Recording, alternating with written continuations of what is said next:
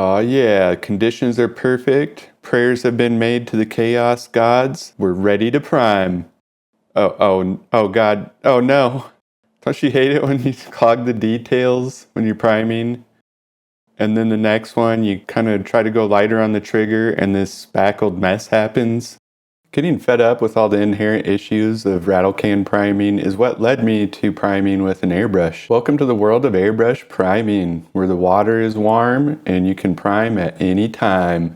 Apart from being able to prime at any time, airbrush priming is almost guaranteed to give you better results. All those beautiful details on your miniatures will be preserved. Once you get into airbrush priming, you might start asking yourself, what's the best airbrush primer out there? In this video, I hope to answer that question by examining 4 popular airbrush primers. 2 primers that are water-based and the other 2 using more aggressive solvents. I'm going to spray them straight out of the bottle as well as mix them with reducers and thinners. Some that are meant to go with them and some that are homebrewed. And then I'm going to spray a lot of spoons with the undiluted or the reduced primers. Once those spoons have cured, I'm going to conduct abrasive and chemical warfare on them to see how these primers stack up. At the end of the video, we'll aggregate the results and make some conclusions based on what we see. You better strap in because we're going deep.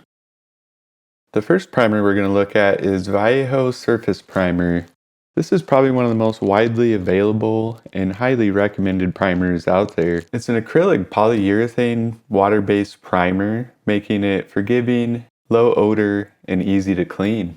For each primer, I wanted to start out by showing you how it performs straight out of the bottle, which is like I refer to as either undiluted or neat. And this will kind of give us a reference on how it does in the abrasion and chemical tests to see how the reducers impact the adhesion and bonding. The Vallejo primer is pretty runny out of the bottle, and you can honestly shoot it out of an airbrush and probably put it onto a miniature without much issue, provided you're using the right needle size and PSI.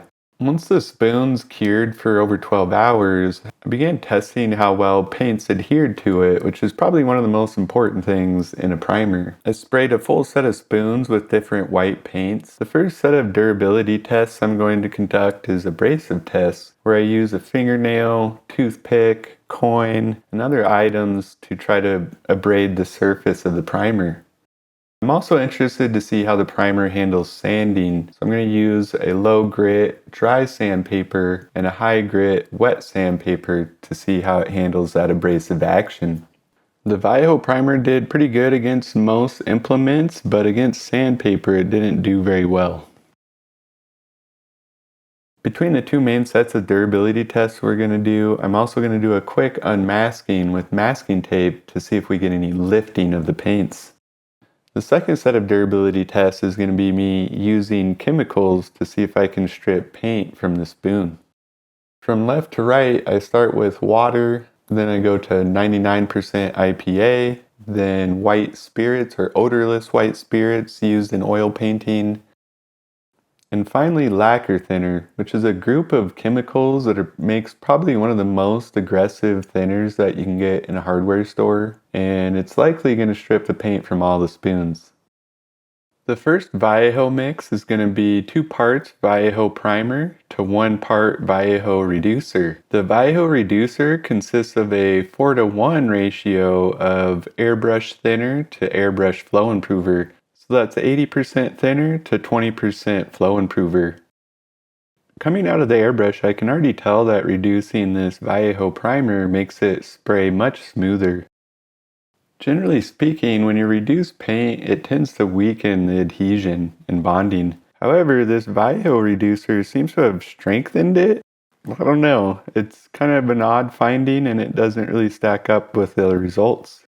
Some of the unmasking on the Vallejo primer, whether it was reduced or neat, produced a little bit of a lifting effect in very small areas. So something to keep in mind. During the chemical test, it did pretty average, where water only impacted the acrylic paints and the alcohol and lacquer thinner stripped it quite easily. Let's see how this Vallejo primer goes down on a mini and see what the results look like. You'll notice in this video that I exclusively use black primer. This is because I like to use it as a base for my underpainting, which will be shown further along the series. That said, you can get primers in a variety of shades from black to white and colors as well. If you plan to use contrast or speed paints, I highly recommend priming in a light gray to even white. The second Vallejo mix is 3 parts Vallejo Primer and 2 parts Createx Reducer. The Createx Reducer is comprised of 50% 4011 and 50% 4021. This mix was a joy to spray, and the 4021 has really good self-leveling properties, which when added to the paint gives really good looking results. While the results look great, you can tell that this Createx Reducer has weakened the adhesion and bonding in the paint, evident here in the abrasion testing. Again, it seems the sandpaper causes some pretty bad tearing in this paint. As for unmasking and the chemical testing, this mix did pretty average, not providing any kind of benefit or weakening it to any great degree. One takeaway I've gained from these chemical tests is that the white acrylic paint did not really do a good job of adhering or bonding. It's probably because I reduced it quite a bit. When it comes to spraying minis, this mix really shines just because it does a really good job at self-leveling and providing the most details that you can get with this primer. I'm kind of new to these Createx reducers, so I still have a lot of experimenting to do before I nail down a ratio that I'm really happy with, but this one seems to be adequate. An additional benefit of using these Createx reducers is that they're really designed to reduce tip dry, and I've definitely noticed that in use.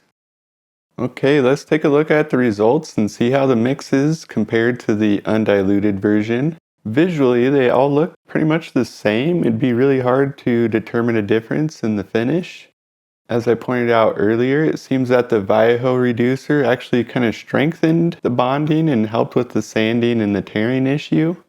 And the primer on the minis looks really good. There doesn't seem to be any clogging of the details.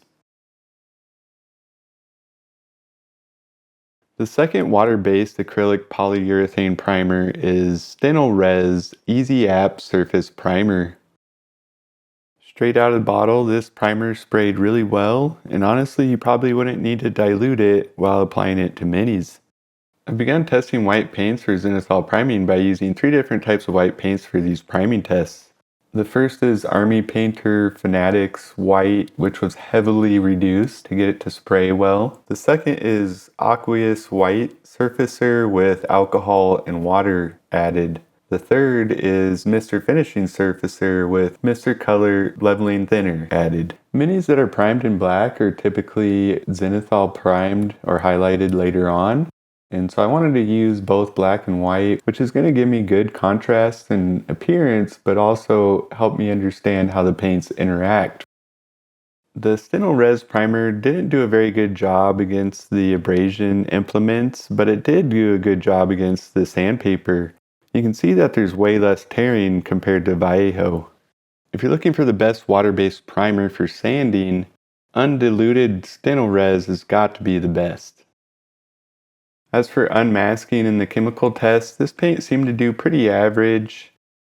Although I would say it does have a leg up on the Vallejo when it comes to using just water. Performing these chemical tests is vital for primers because we want to make sure that the very first layer isn't going to be affected by chemicals in sequential layers. The first Stynylrez mix is going to be a 1 part Stynylrez primer to 1 part Vallejo reducer. Again, the Vallejo reducer is 4 parts airbrush thinner and 1 part airbrush flow improver. There's not a lot of technique that goes into priming with an airbrush, but I always start with an initial tack coat, which is a very light coat, which provides a textured surface for when you go to apply the majority of the primer. This Stynylrez Vallejo mix is a clear case on how reducers can definitely weaken a primer. You can see that throughout the whole abrasion testing that it was significantly weaker than the undiluted version. In the chemical testing of this mix, the acrylic side of the spoon didn't do very good at all. The water and white spirits seemed to disrupt it quite a bit, but with the alcohol and lacquer-based paints, it did pretty good. Because this Stynylrez primer would probably do great undiluted. It definitely goes down on a mini really well once you reduce it. You get a nice very thin layer and no clogged details. Throughout the video, you'll see me use a variety of different airbrushes. When it comes to priming, the important thing is using the correct size needle. Generally, you'll want to use a 0.3mm to a 0.5mm needle. You'll also want to set the air to about 20 psi. The second Stynylrez mix is 2 parts Stynylrez Primer to 1 part Createx Reducer. Again, the Createx Reducer is 50% 4011 and 50% 4021. This mix laid down really smoothly. You can see even in my initial tack coat that I get a really fine, even coat. To me, the finish seems a bit more matte than Vallejo. Similar to the Stynylrez mix with the Vallejo reducer, this Createx reducer also weakened this primer. There was nothing unusual to note in the unmasking and the chemical testing. I'm hoping that we'll see more varied results when we get to the more aggressive solvent primers. Spraying this Stynylrez mix onto the Mini was an easy process.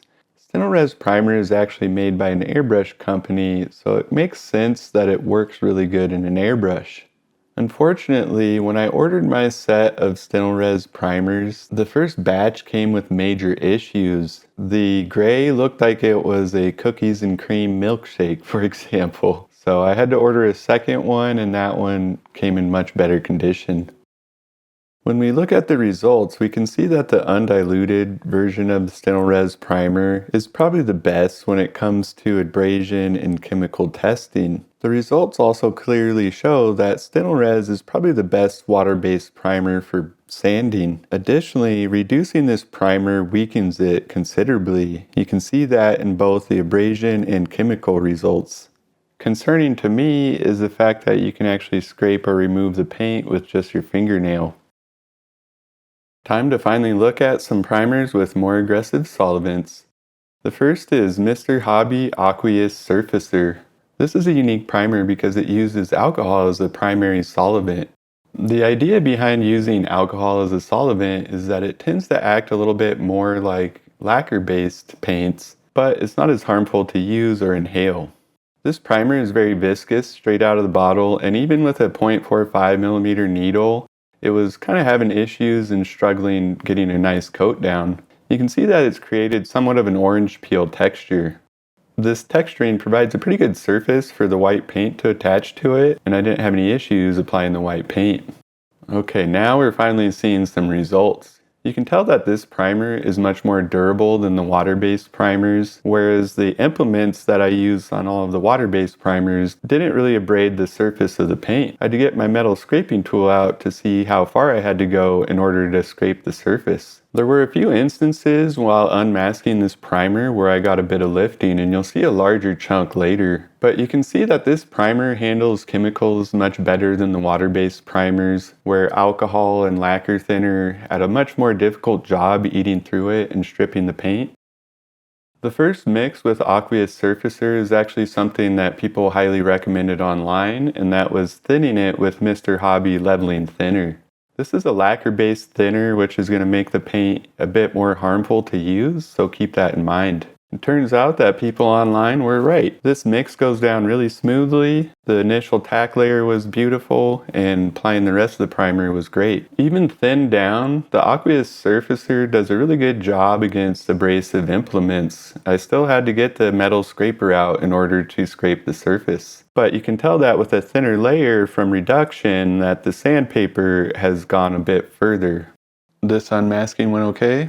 While this mix handled abrasive implements pretty well, the chemicals had a much bigger impact on it compared to the undiluted version, most likely a result of it having thinner layer.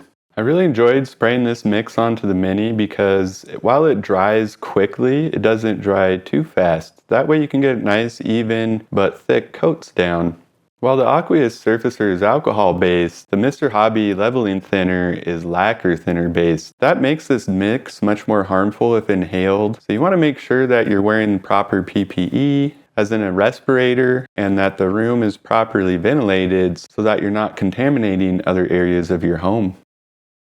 The second Aqueous surfacer mix is a 1-part Aqueous surfacer to a 1-part IPA plus water reducer. That's generally about 60% IPA and 40% water, or a 3:2 ratio. By using just IPA and water, there hasn't been any flow improver added or a self-leveling agent added, so it dries pretty fast, almost as quickly as I can spray it. Through the abrasion testing, we can tell that this mix is a bit stronger than the previous mix with the leveling thinner. This particular unmasking test went well, but you can see in the chemical testing that that spoon had some pretty bad lifting on the left side of the spoon. The chemical testing was a bit better than average.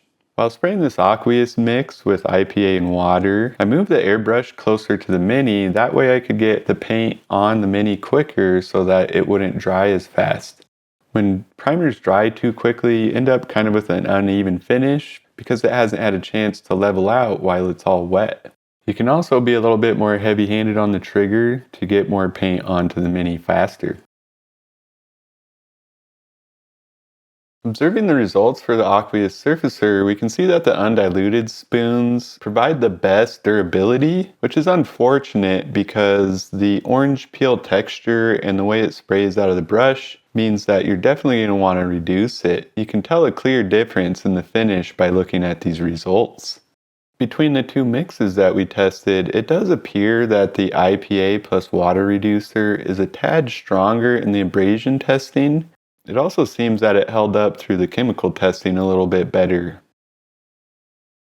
The last primer we're going to look at in this video is Mr. Hobby Mr. Finishing Surfacer.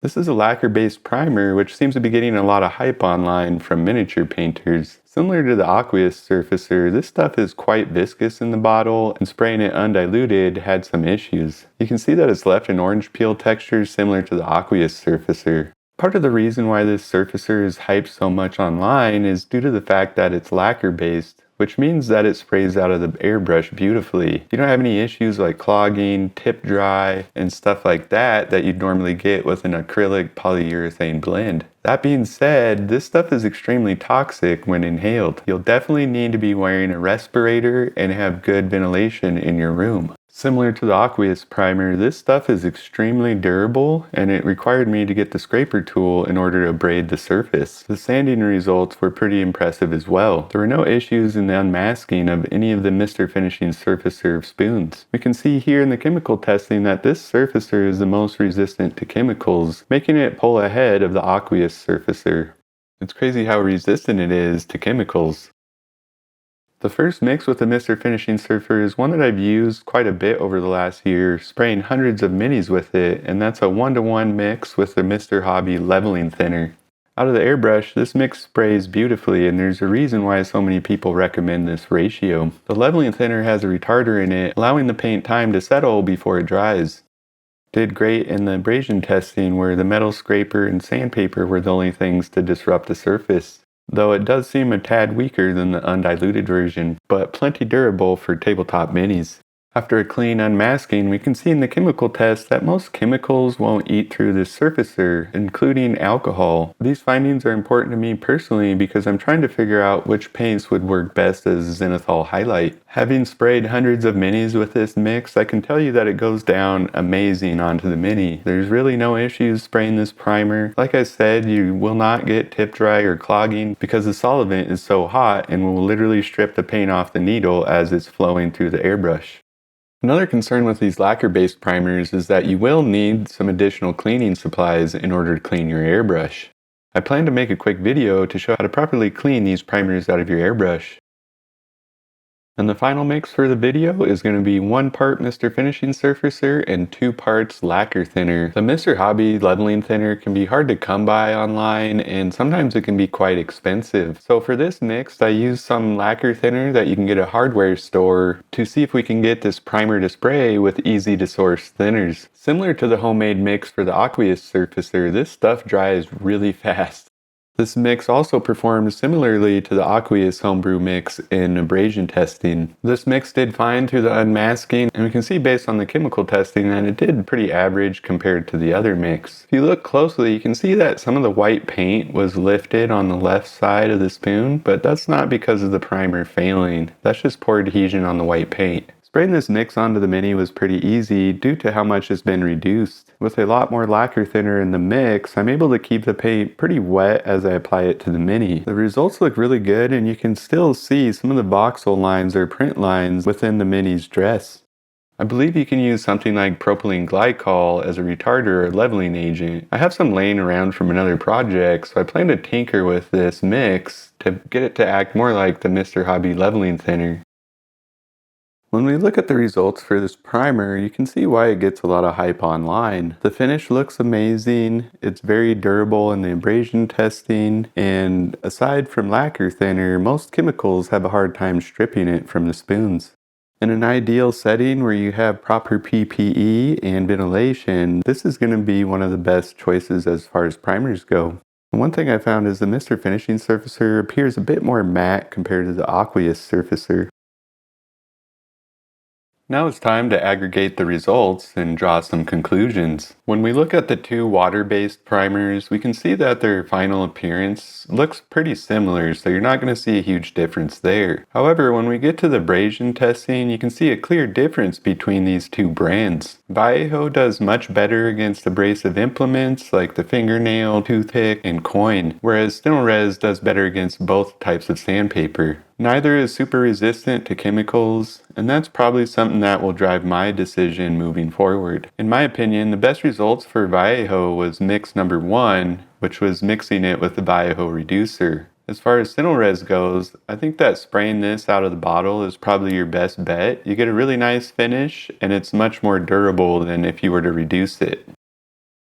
When we examine the more aggressive solvent-based primers, we can see a few key differences. The first big difference is in appearance. You can see that the Aqueous appears a bit more glossy compared to the Mr. Finishing Surfacer, which appears a bit more matte. Although subtle, I do believe that the Mr. Finishing Surfacer has a slight edge over the Aqueous Surfacer when it comes to abrasion testing. And I say that based on looking at the finer sandpaper and how that behaved, because aside from that, they both look pretty much the same. I would also say that the same is true when it comes to chemical testing, where the Mr. Finishing Surfacer has a slight edge over the Aqueous Surfacer. If all the health hazard concerns have been properly addressed, I believe that the Mr. Finishing Surfacer is the best primer purely based on performance. But if you're looking for something that's a step above the water-based primers but isn't as nearly as harmful to your health, I think the Aqueous Surfacer is a great choice. Both of these surfacers will need to be reduced in order to get an acceptable surface. The easiest to use mix that gets the best results is going to be using both of these products with the Mr. Hobby Leveling Thinner. However, if you want marginal durability gains, you can try the homebrew mixes that I showcased. And that's a wrap, folks. I hope that you found this information useful, and if you have any other information or ideas based on primers or surfacers, please do leave a comment below. If you're interested in the airbrushes I used in the video, or you're planning on getting an airbrush, check out this link to an airbrush buyer's guide video that I made. And a couple other things. I've left some links for the products that I use in the video down in the description. Using those links comes at no cost to you, but it supports me so that I can make future content such as this. And the next video in this series is going to be all about zenithal highlighting and which products work best for that process. So stay tuned. Whether you know me as Zenzo Greymane, the Wily Wizard, or Night Owl Forge, you can always count on me to do a thorough, unbiased examination of products before I promote them. Until next time, keep airbrushing, keep priming, and stay inspired.